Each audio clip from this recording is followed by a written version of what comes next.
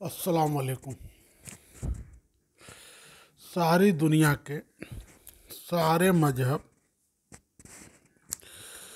ये मानते हैं कि जिसकी आत्मा, रूह या सोल जितनी क्लीन होगी वो उतना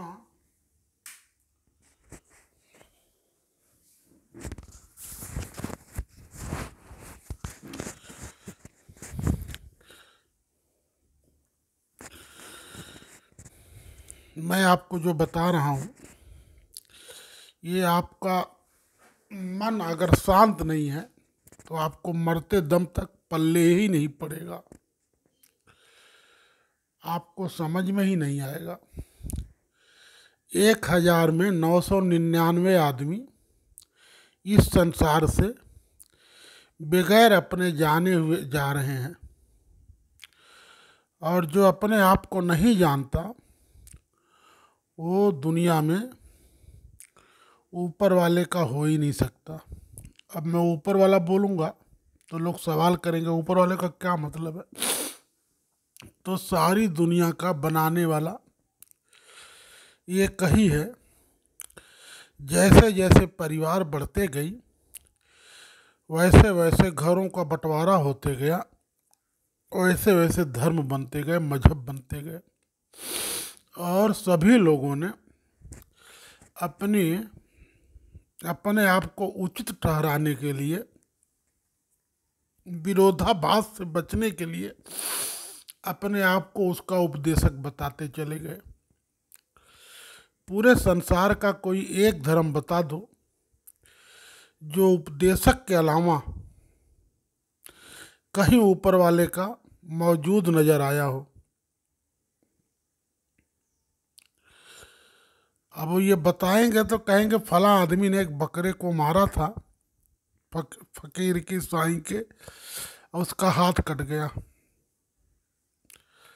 फला आदमी ने एक बच्चे को मारा, 2 झापड़, उसके हाथ टूट गए। ये बातें हजम नहीं होगी। सिकंदर, तैमूर, चंगेज, हिटलर, मुसन्नदी, चर्चिल, एक से एक दुनिया में तानाशाह गुजरे हैं जिन्होंने अपनी थोड़े से तकब्बुर में जीने के लिए करोड़ों करोड़ लोगों को काट दिया। बात समझ रहे हो आप? सारे दुनिया के सारे मजहब ईमान की बात करते हैं। जिसके अंदर ईमान है वो मुसलमान है। ला इलाहा इल्लल्लाह मुहम्मदुर रसूलुल्लाह, मैं ईमान लाता हूँ अल्लाह एक है, मोहम्मद उसके रसूल हैं। इतने को ही अगर गहराई से समझा जाए, मैं ईमान लाता हूँ कि अल्लाह एक है और उसके सिवा कोई माबूद नहीं है, और मोहम्मद रसूलुल्लाह उसके रसूल हैं। इसको ऐसा भाई लोगों ने घुमाया है, आदमी इसी में घूम गया। मैं ये कमेंटमेंट करता हूँ कि जब तक मेरी सांस है मैं अनैतिक जीवन नहीं जीऊँगा। ये कमेंटमेंट करने का मतलब है ला इलाहा इल्लल्लाह। मैं जब तक मेरा जीवन है, मेरी बुद्धि है, मेरे शरीर में प्राण है, जब तक मैं अनैतिक जीवन नहीं जीऊँगा, बगैर सोच विचार के नहीं जीऊँगा। नहीं तो मुझे दुनिया का कोई आदमी बाहर अल्लाह दिखा दे, कोई ऐसी जगह बता दे जहाँ बाहर अल्लाह हो। तो ला इलाहा इल्लल्लाह का मतलब यह है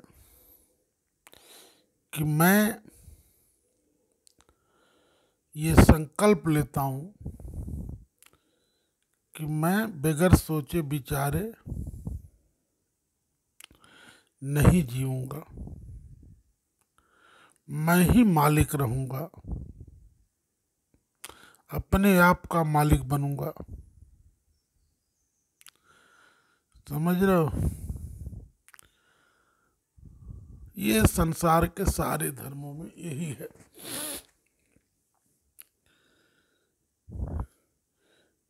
एक मालिक को मानने का मतलब है कि मानसिक गुलाम बनने के बजाय वो किसी से भेदभाव नहीं करता, जाति नहीं है उसकी, कोई मजहब नहीं है, पाती नहीं है, जमात नहीं है, वो सबके लिए समान है। प्रकृति किसी से कोई भेदभाव नहीं करती, तो तुम भी किसी से भेदभाव नहीं करो।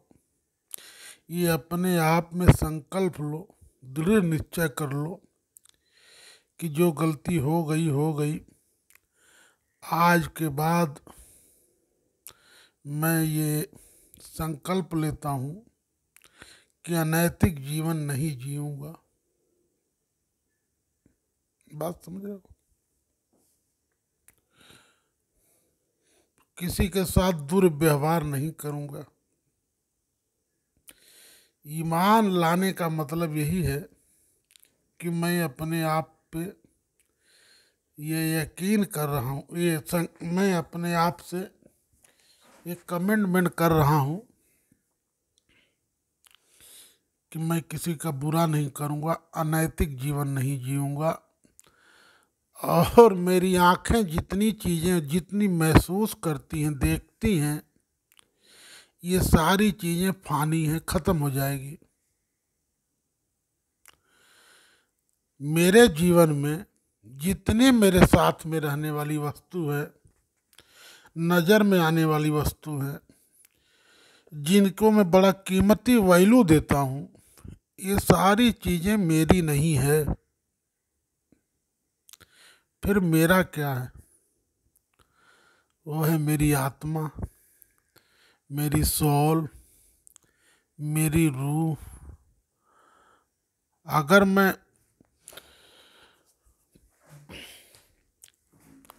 मैं परमात्मा को मानता हूँ और फिर आत्मा गंदी करता हूँ, तो मैं तो दोगला हूँ ना। या मैं महामूर्ख हूँ या महापशु हूँ।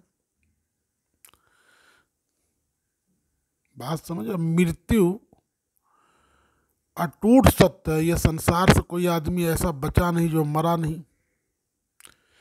70% जमीनें जीतने वाले भी गए, 20% जमीनों पर कब्जा करने वाले भी गए, 10% जमीनों पर कब्जा जिनका था वो भी गए। कोई जाने से बचा नहीं। तुम बचोगे नहीं, तो नींद में क्यों जी रहे हो? धनवान और निर्धन का जो असल कंसेप्ट है, जो आदमी एकदम होश पूर्वक जीता है, वो धनवान है। जो धन धन की भावना में जीता है, उनमें अक्सर निर्धन मर जाता है। और लोगों को असल में क्या किया है, शासक ने इतनी सारी कहानियां में उलझा दिया है और सपने में जिला दिया। तुम सत्ता पक्ष के साथ रहोगे तो तुम्हें थोड़ा बेनिफिट मिलता है। विपक्ष के साथ रहने में, अगर नैतिक हो तो विपक्ष में रहो, पक्ष में रहो, कोई फर्क नहीं है, सेम समान है। अगर जरा भी आप अनैतिक हो तो आपके पक्ष के साथ, सत्ता पक्ष के साथ ही रहना पड़ेगा। और आप अगर एकदम आपका स्लेट क्लीन है तो आप जो है विपक्ष में भी रह सकते हो। लेकिन आप अगर अनैतिक कार्यों से धन संपत्ति बहुत जमा किए हो तो आपको सत्ता पक्ष के साथ रहना पड़ेगा। समझ रहे हो आप? तो इसी तरह आप पूरे होश में जी के देखो, पूरा एक बार शांत मन से सोचो आंखें बंद करके 20 मिनट अपने आप से पूछो, मैं क्या कर रहा हूँ, मैं कहाँ धर्मों के नशे में फंसा हूँ। धर्म तो आदमी होश में जीने के लिए था, लेकिन धर्म गुरुओं ने लोगों को बेहोश कर दिया धर्म के, बेच के धर्म। जिस तरह कोई माता अपने बालक को बेचती नहीं, दुनिया की कोई माँ अपने बेटे का सौदा नहीं करती, इसी तरह अपने ईमान का सौदा मत करो। ईमान से मुराद है अपनी रूह, अपनी सौल, समझ रहे हो। इसको कहते हैं चादर। जैसी चादर ऊपर वाले ने भेजा है ऐसी लेके जाने का प्रयास करते रहो। आप मोमिन हो, सनातनी हो, ईसाई हो, बुद्धिस्ट हो, जैनी हो, आप किसी भी आईडी में जन्म लिया हो, किसी भी मत में हो, किसी भी पहचान में हो, अगर ये आपने अपनी सोल पे ध्यान दिया और ये बात को ध्यान से समझे, भीड़ से हटके ईमान, आस्था किसे कहते हैं, तो ये यही जानोगे कि नश्वर शरीर के पीछे भागना अधर्म की तरफ बढ़ना है, और आत्मा का ध्यान रखते हुए जीना धर्म की तरफ लेके जाएगा। एक बार वापस सुन लो। अपनी आत्मा बचाने के हमेशा ये ध्यान में रखते हुए जीना है कि ये नश्वर शरीर है और मुझे नाश हो जाना है। आत्मा अमर है, इससे इसको बचाए रखने का अगर विचार उत्पन्न हो रहा है तो आप धर्म के करीब हो। आप अगर टोटल भूल चुके हो, संसार में खो चुके हो, तो आप 24 घंटे धर्म स्थल में बैठे रहो, आपका कुछ होने वाला नहीं है।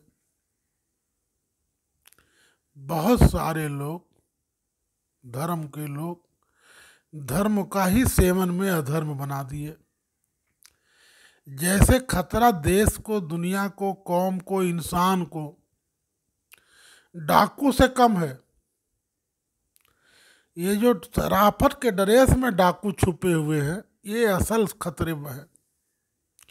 दुनिया में कोई आदमी किसी को नुकसान नहीं पहुंचाता, न फायदा पहुंचाता है। हर आदमी अपना कर्म करता है, लेकिन अगर आप गफलत में जियोगे तो नुकसान खाओगे। समझ रहे हो, कोई आपका भला नहीं करता। थोड़ी देर सहानुभूति मिलती है, उसे कहते हैं दुखिया का दिन पहुनही से नहीं कटेगा। आपको खुद कमाना पड़ेगा खुशहाल होने के लिए। और अगर आपको विरासत में बड़े से बड़ा धन भी मिल गया हो और आप जब दिशा विहीन हो जाओगे तो मरने के पहले भीख मांग के मरोगे। तो दोनों चीजें ध्यान में रख के जियो, आत्मा और परमात्मा। इससे बड़ी कोई पूजा इबादत नहीं है। हमेशा आत्मा, परमात्मा और संसार, आत्मा भी तुम हो और परमात्मा के करीब लेके जाने वाले भी तुम हो। अल्लाह के करीब भी जाने वाले तुम हो, जिम्मेदार लो। इब्लीस के रास्ते पे चल के जहन्नम में जाने के जिम्मेदार भी तुम ही हो। इसमें किसी का कोई सहयोग असहयोग नहीं होगा। अगर तुमने अपनी बुद्धि विवेक से जिए, अनैतिक बातों का इनकार किया, अनैतिक सोच से बचे, गंदी सोचों से बचे, अपने आप को हरदम चौकन्ना रखे, कि मैं क्या कर रहा हूँ, क्या उचित है, क्या अनुचित है, तो धर्म के करीब जाओगे, मजहब भी बनोगे।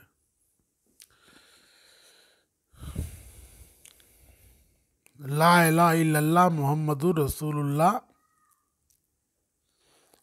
आप अगर ये पढ़ लेते हो तो दुनिया के सारे गुनाह माफ हो जाते हैं। जाकिर नाइक कहता है, और सारे मौलवी सारे बहुत किताब में ही लिखा है, जिस दिन आप ईमान लाए उस दिन आपके पुराने सारे गुनाह माफ हो गए, नया चौपड़ा चालू होगा। इसका लोग इसको मजाक भी उड़ा सकते हैं। ये गहरी बातें इतनी है कि इस गहराई में तो 1000 में एक आदमी भी नहीं मिलेगा। ये गहराई ऐसी है, जिस दिन तुम्हें पूरी ये बात समझ में आ गई कि ये मैं बहुत गलती में जिया अब तक, मैंने इतने धन जमा किए, इतनी ज़मीनें जमा की, लेकिन वास्तव में ये मेरा नहीं है। मेरा क्या है? मेरी रूह, उसको मैंने बचाया नहीं बचाया। उस दिन जिस दिन याद करता है आदमी व्यर्थ जीवन जमा के जा रहा हूँ, उसको ये महसूस हो गया और अपने आप पे उसने एकदम संकल्प कर लिया कि आज के बाद अनैतिक जीवन नहीं जीऊँगा। उस दिन वो मुसलमान हो जाता है। फिर जो उसके नफ्स में या इंद्रियों में हिंसा वासना घुसी पड़ी है, फिर उसको बिगड़ भी सकता है। और जब भी ध्यान से हटेगा, 5 टाइम अगर ध्यान करने के जो मामला है, ये जिसे लोग नमाज कहते हैं, ये दरअसल 5 टाइम रोज का ध्यान है। कि जब एक बार उसने संकल्प कर लिया ला इलाहा इल्लल्लाह मुहम्मदुर रसूलुल्लाह कि मैं अब जो है, अब मैं अपने आप को, अपनी रूह को सोने नहीं दूंगा, रूह को क्लीन लेके जानूंगा। जो गलती हो गई, ला इलाहा इल्लल्लाह मुहम्मद रसूलुल्लाह, जो गलती हुई, लेकिन अब मैं गलती नहीं करूंगा। अब मैं बुद्धि विवेक सोच विचार के जीऊंगा, सही गलत का ध्यान दे के जीऊंगा। क्या मेरा है ये सोचूंगा। तो लोगों के पास खेत है, लोगों के पास गाड़ी है, लोगों के पास बंगले हैं, लोगों के पास चांद पे घर है, रहता है बम्बई में, दुबई में घर है। तो ये सब घोर अल्लाह से दूर है। धीरे धीरे ऐसे आदमी दुनिया में खो के अल्लाह से दूर हो जाता है, और एक दिन दूर होके जाता है, और ये जो रूप और ड्रेस पहन के जा रहा है, वो बहुत भयंकर गलती करेगा। जैसे इंसान को सबसे ज़्यादा दुख जिसके लिए वो धन जमा करता है, उसको उसी से मिलता है। इसी तरह आप देखोगे गौर से, तो इंसान का असली दुश्मन वो खुद है। वो खुद अपने दुश्मन जमा करता है, अपने लिए परेशानी जमा करता है।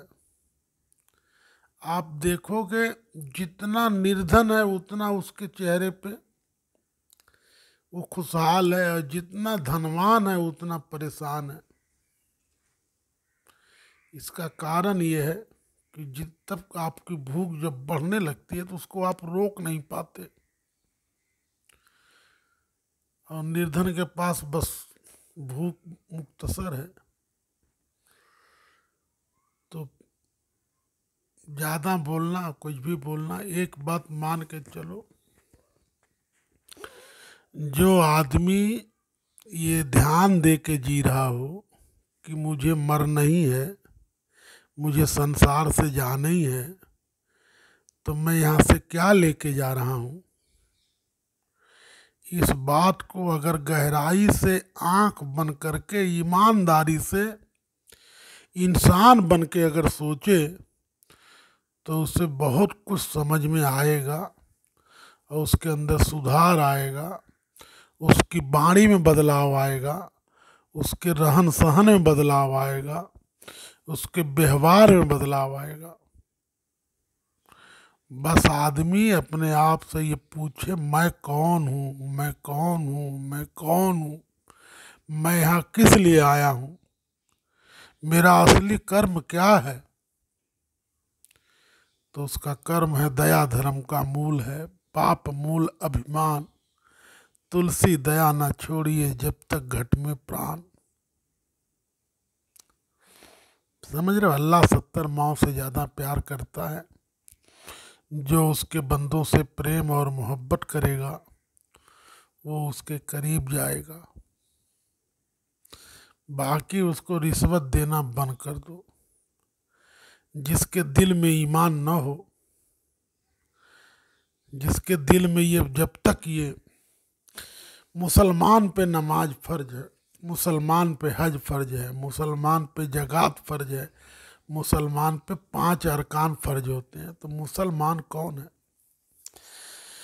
वो मुसलमान उसी दिन होगा जो अपने अपने मन में, अपने दिल में ये यकीन बैठा ले कि मेरा यहाँ कुछ नहीं है, सब वक्ती है, लेकिन मेरी रूह जो है उसको मैं गंदी होने से बचाऊंगा, इस पे अटूट इरादा बना ले, उस दिन वो मुसलमान हो जाएगा।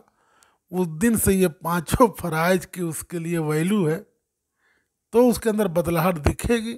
नहीं तो मैं तो 40 साल से देख रहा हूँ, 100 रुपया बेईमानी करने को तैयार है, लेकिन 40 साल से नमाज पढ़ रहा हो, इसलिए कि वो मुसलमान नहीं हुआ। मुसलमान उस दिन होगा जिस दिन उसके दिल में ये बात घर खर गाएगी कि सिवाय मेरी रूह के कोई मेरा असली साथी नहीं है। जो न मर सकता है, जन्म से लेके कभी नहीं मरने वाली चीज़ वो मेरी रूह है, और मैं इसे गंदी होने से बचाऊंगा, तो उस दिन वो मुसलमान हो जाएगा। तो उसको फिर नमाज से भी रुकेगा। नमाज बेशक बेहयाई और बुराई से रोकती है, जबान से रुकेगा, हर बुराई से रुकेगा।